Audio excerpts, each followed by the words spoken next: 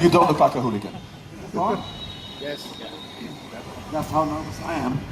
You were born the day after me. The day after you, yes? In the same year, or you're like 20 years earlier? Same year. The same year. You cannot be 54 years old. I believe I am right now. Impossible. Yeah, as nervous as I feel. You look very young and handsome. Thank you, sir. So tell us about that night when you started the fight. What happened?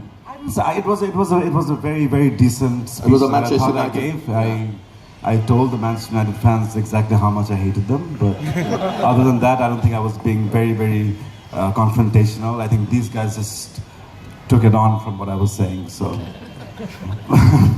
so no, we will get into the meat and potatoes of Liverpool today. I'm sure everyone here wants to know exactly what is ailing the club and how soon, according to you, we're going to go back to winning the championship. But before that, I want to start with what, in fact, why, you know, in addition to being the legend that you are, I think what's the part that's important is that in the context of SCB, one of the SCB's brand pillars is diversity and inclusion.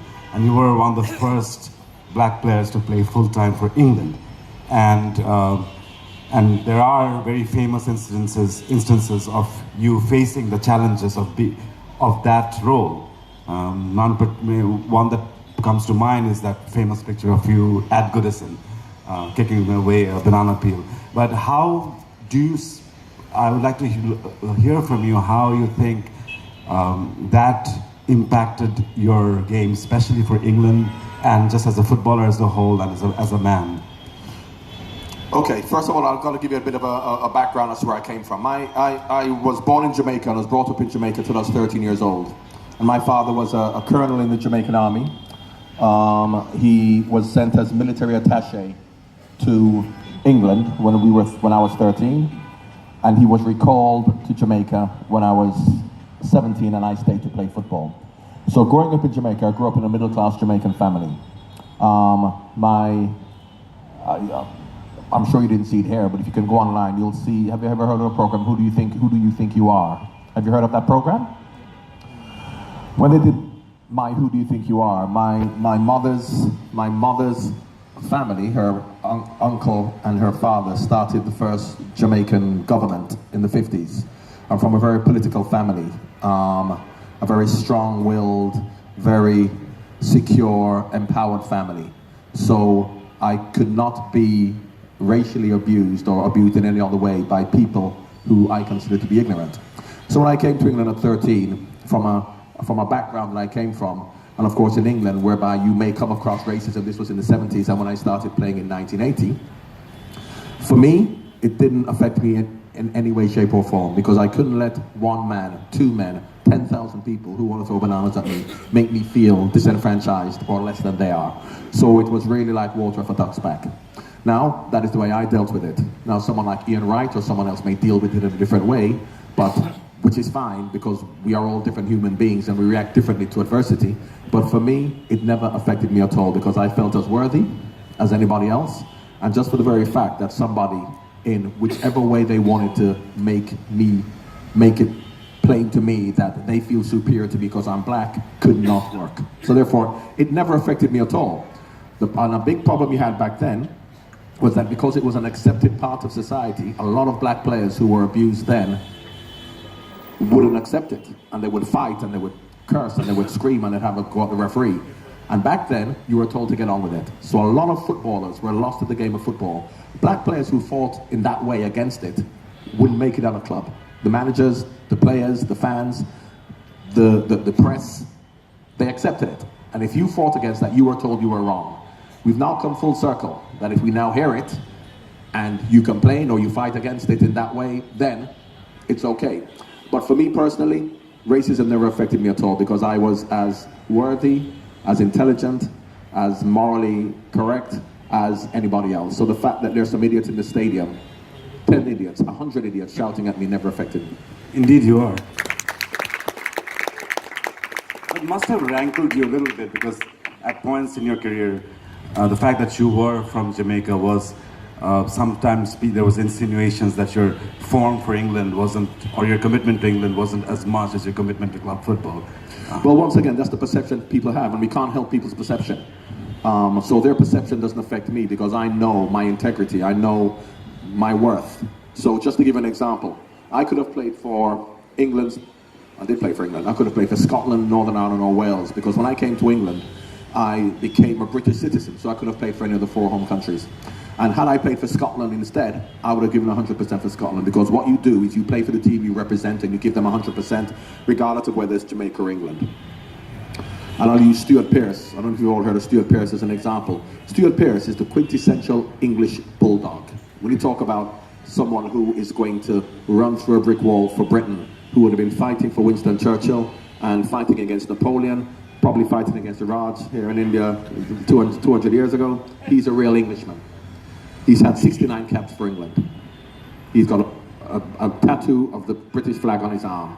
He's a real Englishman. 69 caps. I know Stuart Pearce when I played with him.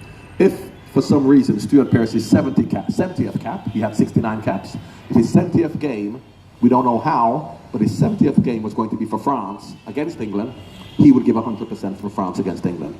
Because you play for your team, and your team happens to be England. So, when people said to me that because I wasn't born in England, I'm not committed to England, that was my answer. And if they asked me if I played for Wales against England, would I give 100%? Yes, I would. And that is the attitude that you have to have in life. Because if you turn it around to football now, and people talk about games of football, and people talk about important games of football, and I've had over 500 games all in, 408 league games, but over 500 games for Liverpool. And I hear footballers and players talk about some games being more important than others. It means more to us to beat Manchester United, and we try hard against Everton. For me, that's wrong. For me, every game you play, you give 100%. And if you then say that when we play Manchester United, we're going to try harder, or we play Everton, we're going to try harder, then you're cheating in the other games. You have to give 100% all the time for whoever you play for. So, I have no control over the way people see me. I have no control over people's perception that I'm from Jamaica, so therefore I don't try as much. What I'm in control of is of what I do. So therefore, that also never affected me at all. Well, I think now would be the appropriate time to bring up this fact you almost did sign for Manchester United, and it was... Well, first of all, I didn't always sign for Manchester United. That's a myth. Because Sir Alex Ferguson, when all of a sudden Manchester United became the #1 team, he said that what would have happened is what he would have liked to have signed me. Now, you have to remember, I went to Liverpool in 1987. Now, in 1987, all throughout the 80s, early 90s, even now, as much as maybe we're not winning, but for me, we still are the #1 team. But in the 80s, you see, I know how to get a chair. In the 80s, Liverpool are the #1 team. So once Liverpool came in for me, there was no chance of me going anywhere else. John Aldridge came as a top scorer. Peter Beardsley came as the most expensive player in England. If Liverpool came for you, you wouldn't go anywhere else. So even if Manchester United had come in for me in 1987, if Liverpool didn't come in for me, maybe I would have gone to Manchester United. I would have had a choice. However, there was never going to be a choice. Football has changed. Now you see a lot of clubs wanting to sign the same players. Back then, if Manchester United went for a player, Liverpool wouldn't go for that player. Liverpool wants better players, but anyway, that's a different story. So as much as it's a nice story from Sir Alex Ferguson that he would have liked to have signed me, I didn't even come anywhere close to signing for Manchester United. So going back to England a little bit, this is something I wanted to talk to you about, because it's probably one of the most famous World Cup games in history. The one thanks to the hand of God and the goal of the century. But what is often overlooked and what people often don't know or realize is that you almost brought England back to the game. Your first touch in the game was the cross that led to Gary Lineker's goal. You can see that. Can we? Yeah, it's showing. Do we have it? Yeah, yes. It's going. It was flicked on by Fennick. Back from Gary Stevens. Lineker trying to screen it away. Barnes is there. Partly away by Ruggieri.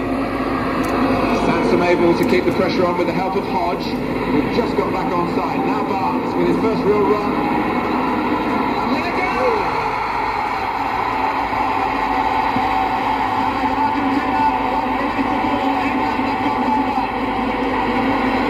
Gary Lineker with a goal that makes him the tournament's overall top scorer, but John Barnes did so well. And Lineker applied the finishing touch. Superb play by Barnes. Give him a boost. footage that we don't have is the one of your next cross, which Lineker actually, again, on the far side, he missed. And that was very, very similar to this play.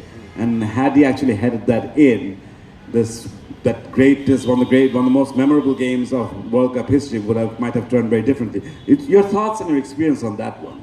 Well, first of all, it was a tremendous honor to play in a World Cup. As a young boy, you dream of playing in the World Cup. You don't know whether it's going to happen.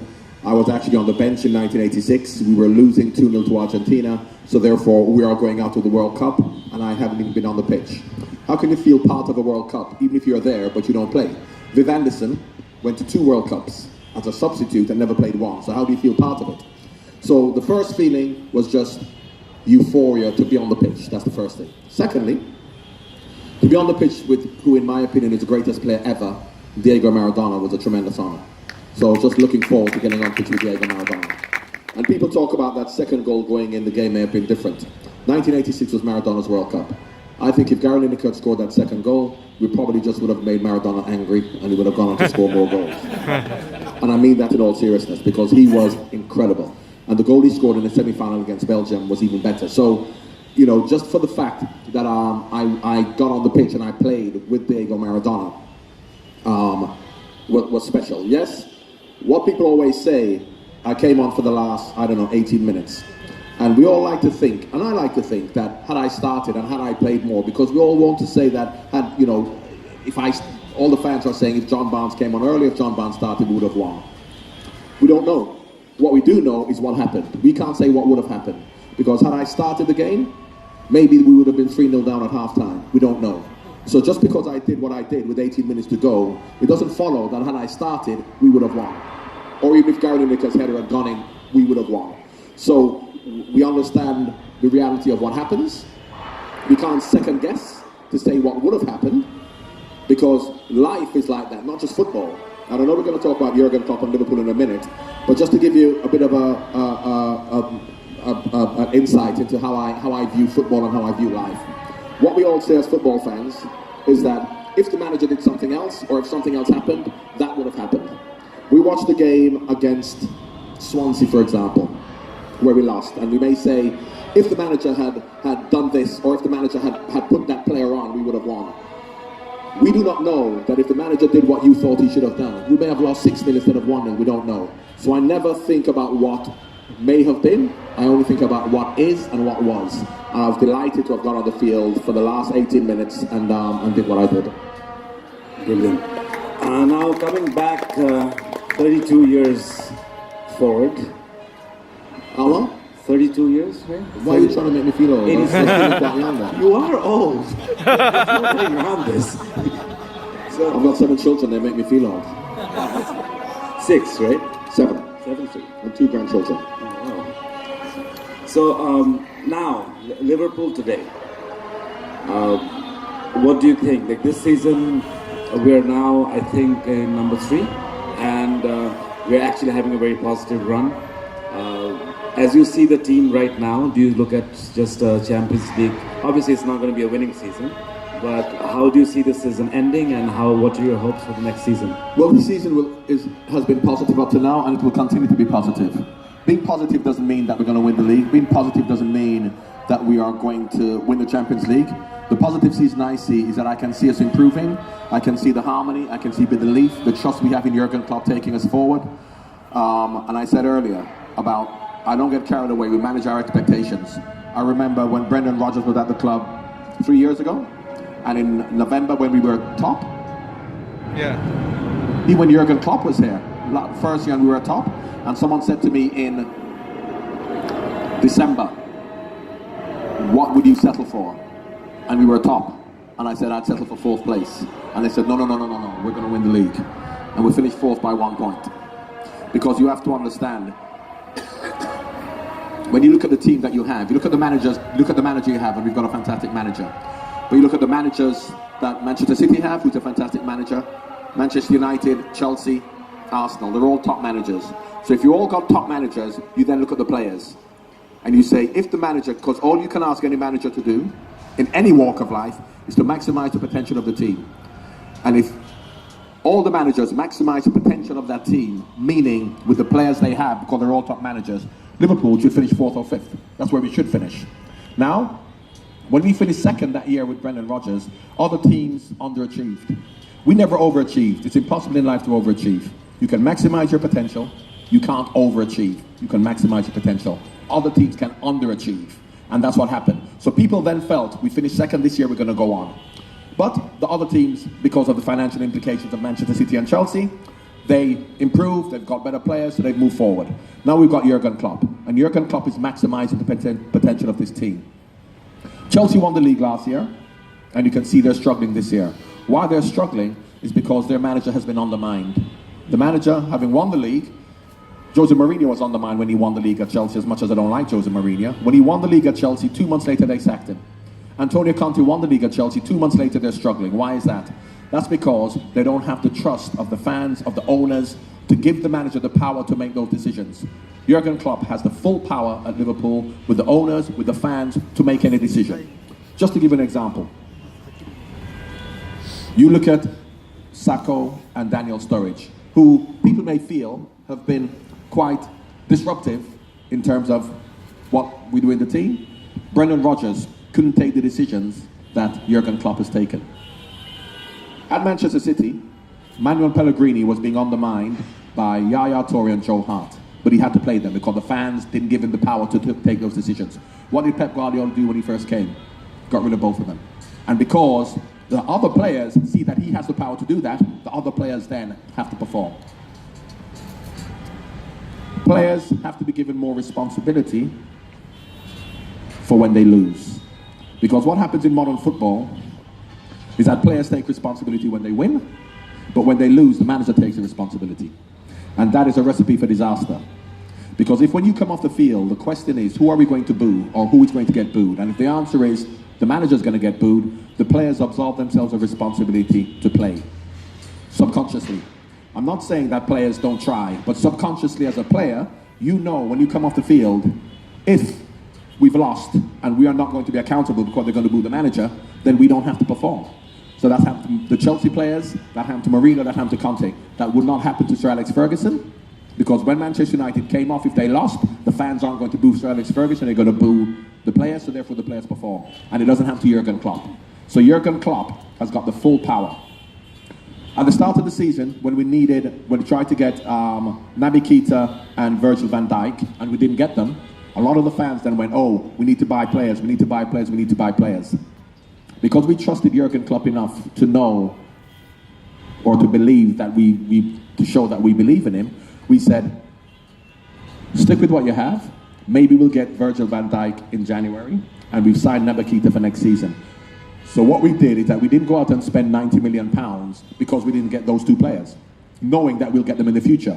Most managers can't do that. Most fans would give Arsene Wenger, would give Antonio Conte, they would put them under so much pressure to spend money because that's what you have to do.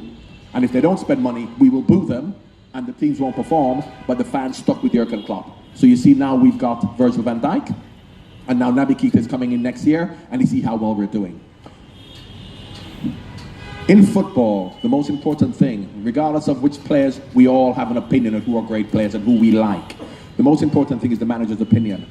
And the most important thing about the manager's opinion is he has to have a vision as to how he wants his team to play. And when he has a vision of how he wants his team to play, he then gets the players who can follow through and carry on with the vision. So, just to give an example, Mo Salah. Now, Mo Salah is playing the way he's at Liverpool. Mo Salah is playing, and Sadio Mane are playing the way they're playing because they're playing at Liverpool with Jurgen Klopp. Because Jurgen Klopp has a vision of his team, wants to play in this particular style, and Sadio Mane and Mo Salah fits that style. So therefore he can get those players to do that. Mo Salah going to Manchester United would be the same player, but he wouldn't have the same impact. Sadio Mane going to Manchester United, going to Arsenal, would not have the same impact because Arsene Wenger wants different things from his players.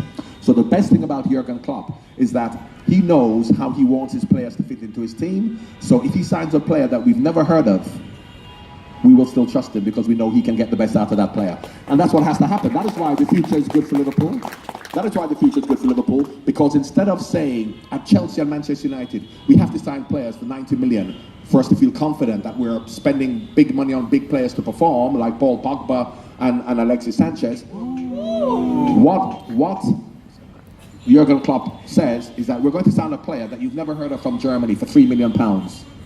But we know that I can fit him into a team who is going to do well, and we trust him to do that. And that's the way forward for all football teams. That is why Jurgen Klopp is the most fortunate manager in English football, because he's at a club that the fans support him, the hierarchy supports him, everybody supports every decision he takes. Say what you will, I would have liked to see some hitmen from Italy bought for cheap, just to put them on. Some hitmen, some goons from the second division. Be careful what you say about a hitman from Italy. You know, that sounds like a mafia thing to me. I would like some mafioso in the defense. As I said, regardless of, because people ask me all the time, who should we sign? I said, it doesn't matter who I think we should sign, because I think we should sign Lionel Messi. Yes? However, if Jurgen Klopp says the way we play isn't going to suit Lionel Messi, and we have to get somebody from Turkey who we've never heard of, I will trust Jurgen Klopp, because Jurgen Klopp has to put those players out there, and they have to do what Jurgen Klopp says, not what I think. So that is why when fans say, this is who I think we should sign, and they ask me who I think we should find, I say, I trust Jurgen Klopp enough to know to make the right decision. I don't trust myself to give any more obnoxious opinions, so I'm actually going to